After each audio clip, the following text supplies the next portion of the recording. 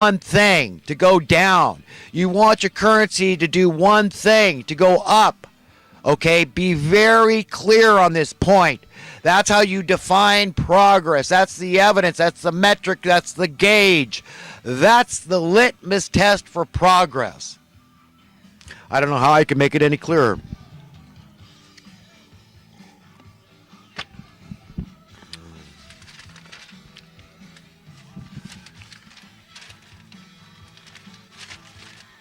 Hands down, the single most powerful force in the universe is the love of God. That's good news, right? Alrighty. It's truly mind-numbing, mind-boggling to consider that our so-called reality, quote, is profoundly, acutely askew. And that even the idea that we humans can ever really die is but a mere vain notion, a deception, a lie from the pit of hell. Like that lyric in that Ted Nugent song. I got news you never got to go. I think it's that same song, Stranglehold. I got news you never got to go. That's written. In fact, if we're living in that generation, a lot of people are never going to taste death. They're never going to know what it's like to die even the first time. This body, this perishable, mortal body of death, will meet the imperishable, the immortal body of life in the twinkling of an eye. This is where the whole rapture idea comes from. Because it's written, at the end of the age, the return of the harvester of the souls of men along with Jesus Christ, where Jesus sets up his throne in the New Jerusalem, which may well be the United States. We may be Israel, okay? I'm not the only guy to say that. So don't be surprised if Jesus sets up camp right on this continent with his throne, a literal, tangible throne of Christ, ruling over the affairs of men. After all the evildoers have been put in their place, thrown into Hades. It's all coming down. It has to happen. It's a perfect method. I can't think of a better method than separating the wicked from the righteous. You got to get the bullies away from us so that the righteous can live in peace and freedom, safety and security and prosperity and all those good things we want. Contentment, right? Bliss, euphoria all the time. Even though we're working, it feels like play. That's the reality we can have and we're going to have. And hopefully, I'm going to be there. I'm going to live through this thing, this storm we're going through. But if I don't, I don't. He'll resurrect me, just like it's written. So God, every person that ever lived and died is going to be resurrected, the wicked and the righteous, and then they'll be judged. That's Judgment Day. Because the atoms don't leave our atmosphere. Remember, the atmosphere keeps adding. So the atoms, even if people are cremated, all the atoms of their body still exist, and they can be morphed into immortality. God has that power, that miraculous authority. He's the master potter. He owns everything. Every atom is his property to do what thou wilt. He's the only one. He's the sovereign. So it's all coming down, and it all makes sense. It's all the proper, right way to do it. And it's we're at that point in history, I believe that the rubber's ready to meet the road. And it's going to get really hot in the kitchen for the evil people that resist the spirit of truth, that resist God's will being implemented upon the earth. I believe that if the, quote, right, that would be, I guess, conservative, would speak out against capitalism, a.k.a. crony capitalism, a.k.a. pseudo-capitalism, would see a lot less animus from the, quote, left. Yeah, figure that out. All you self-righteous capitalists out there, okay, confess, admit, okay, let's be honest about capitalism, crony capitalism. That's all. That's fascist. That's the government working in cahoots with special interest groups of every stripe. I mean, the real estate agents, they get more commission when they drive up prices. The lenders make more money on commissions when prices of housing, real estate goes up. And who else? The government with the appraisers, right? They make more money. Okay? Do you understand how this works? But it's to the detriment of the people at large. It's bad. You always want the cost of living to go down. Nobody can say, well, it's good because it helped these people and helped, even though it hurt these people. It's maddening to me. You have no idea. You see these lines in my face, this look of this supercilious look on my countenance. You understand where that comes from? I can't stand the illogic, okay, the insanity, the in-your-face nonsense. It's legendary. It's on a biblical, monumental level. And the frustration, it just keeps mounting and mounting. The indignation I feel about this injustice, this wanton injustice upon the earth. And I see it so clearly, and I want other people to see it and get it and be empowered and be honest. If you're one of those that have benefited from crony capitalism, admit it. At least admit it. At least Rich Dad Robert Kiyosaki admitted it, and Alex Jones didn't even bring it up. He brought up the bailout of '08, how wrong that was. And if we had true capitalism, you would have seen a market correction. You would have seen housing prices plummet overnight. But he didn't bring up the effect that it would have if Donald Trump yoinked HUD money, $50 billion a year. Okay, what effect that would have on housing prices? They would have plummeted too. There's more than one way to skin the cat here. A lot of ways. So people that want to criticize me because I say, hey, maybe a minimum guaranteed income is not such a bad idea. You believe what you believe. I'll believe what I believe. You stand before your owner, your creator God, and you just defend your own beliefs, and I will do the same. But I say that we can get to the bottom of this thing. The problems are fixable is what I'm saying. That's all. That you have a willing workforce. Okay, it's none of your business. If God says, look, I want everybody to be born with a silver spoon in their mouth, who are you to object? You going to tell God how it's going to be socially, politically, economically speaking? No, money's going to have no relevance in the hereafter. In a world that Jesus Christ is ruling over, we're not going to have money figured out because money is only acted as advantage to one group of people and disadvantage to another. And it's imperative that these people keep a critical mass of advantage people.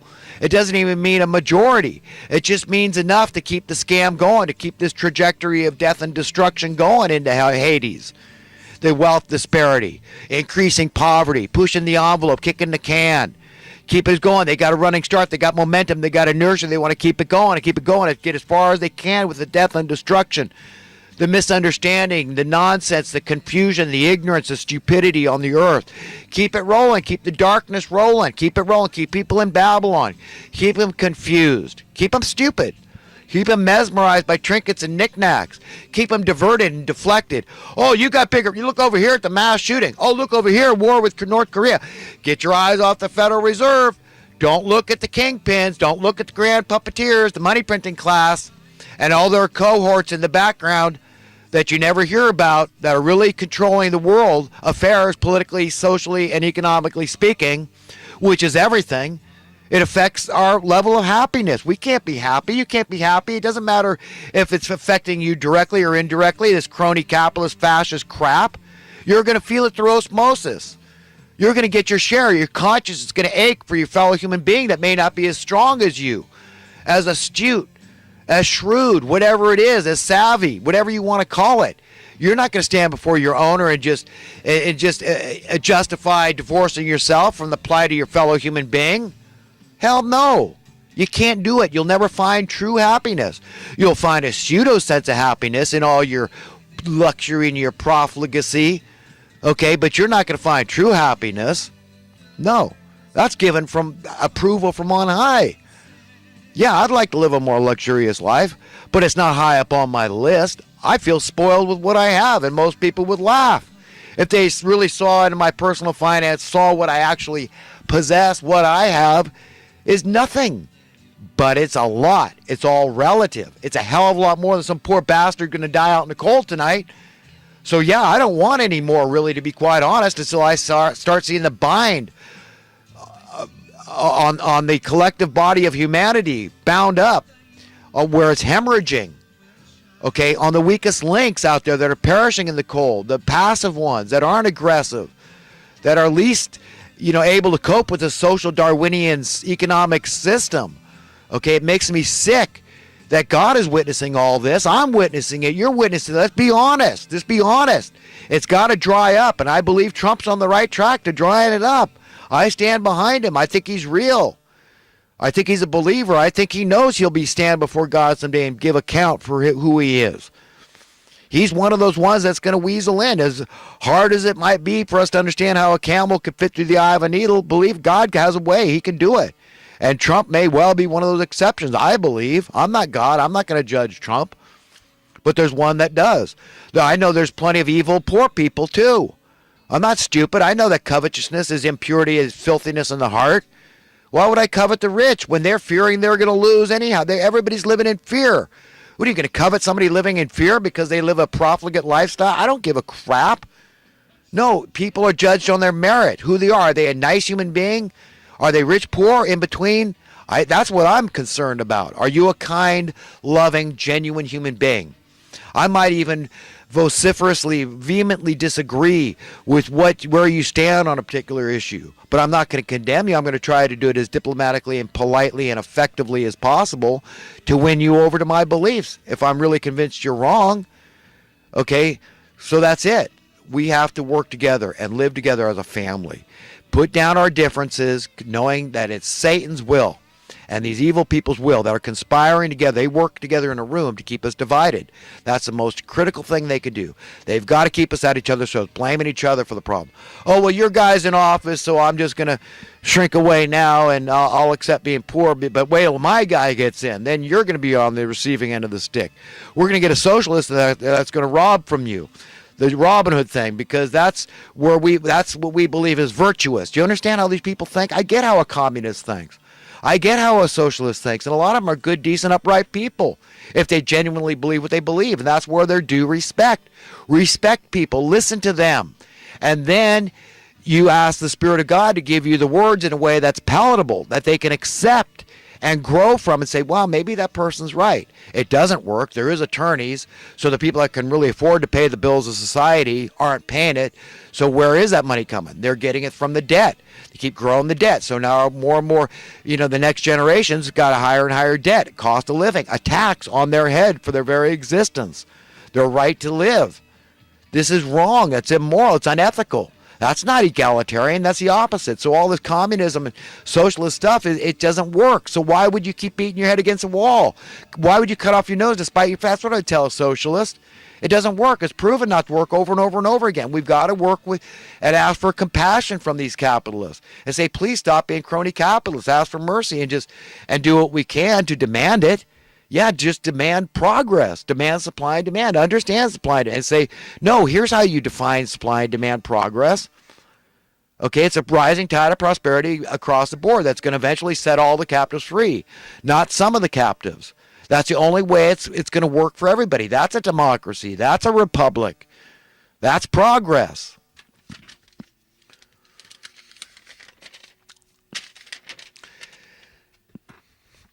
In our post-Las Vegas shooting America, it is incumbent that patriots keep a cool head. The cooler our collective heads stay, the hotter it's going to get in the kitchen for the evildoers. That's what I believe, folks. Keep a cool head. Always ask God for the right way to think about this, the right way to speak about this, and the right way to act upon this horrific event. When it comes to sin and transgressions and such, it is important to note that while sometimes there are paradoxes or gray areas, other times things are cut and dried, mathematically provable to be wrong all the way around. Right. Some things are not nebulous. Some things are just based on logic and math and science. I talked about that in a lot more depth earlier in the video.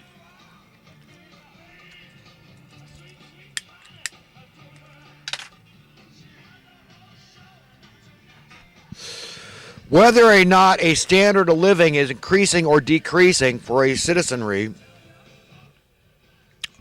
is wholly contingent upon the soundness or lack thereof of the currency, which all has to do with the economic policy. Is the economic policy on the up and up? Is it honest? If so, it'll work for everybody. If not,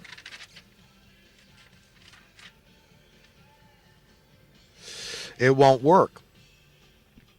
Not really. And even people that it's working for, in the long run, it's not going to work for them because they're evil and they're going to hell. Okay, if they don't care about others, okay, you're evil and you're going to hell. It's as simple as that.